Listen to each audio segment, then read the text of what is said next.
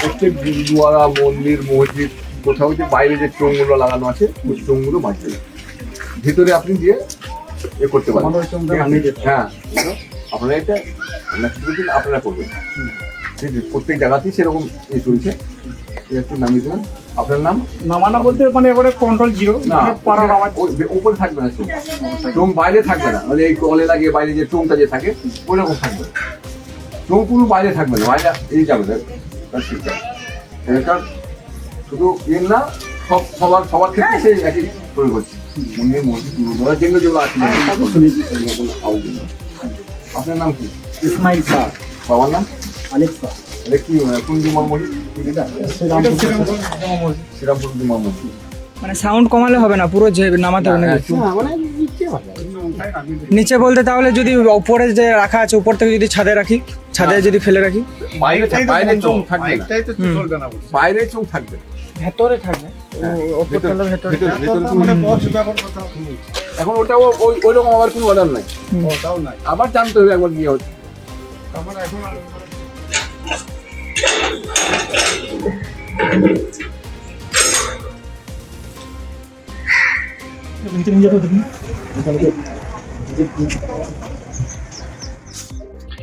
বিভিন্ন সূত্র থেকে খবর পাচ্ছি, বিভিন্ন জেলা থেকে অনেকে ফোন করছেন যারা একটি নির্দিষ্ট ধর্ম সম্প্রদায়কে মেনে চলেন, যে পুলিশ থেকে তাদের গিয়ে হুমকি দেওয়া হচ্ছে যে মসজিদে মাইক বাজানো চলবে না। পুলিশের এই ভূমিকাটা আইনসম্মত নয়। মাইক প্রচার করার কোনো নিষেধাজ্ঞা কোনো আইনে নেই।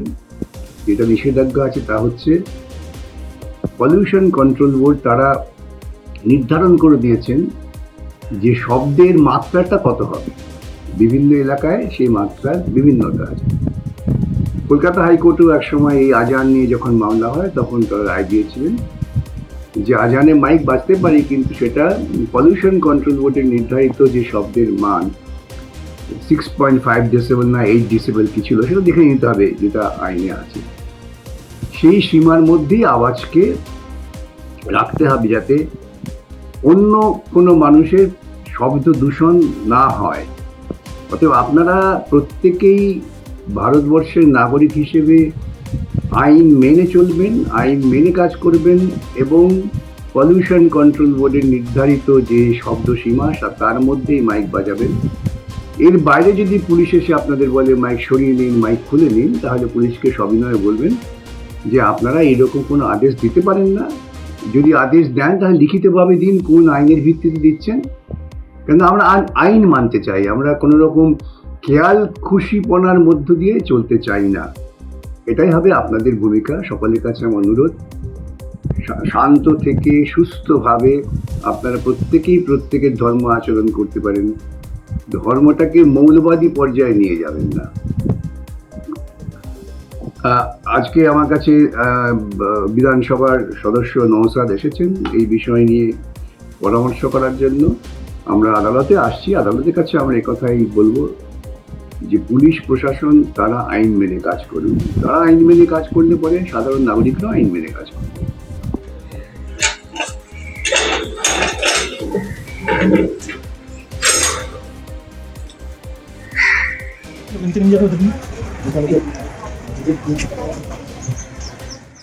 আমাদের ভিডিও ভালো লাগলে লাইক এবং শেয়ার করুন।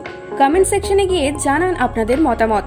আরও ভিডিও পেতে আমাদের চ্যানেল সাবস্ক্রাইব করুন এবং প্রতি মুহূর্তে খবরের আপডেট পেতে প্রেস করুন বেল আইকন।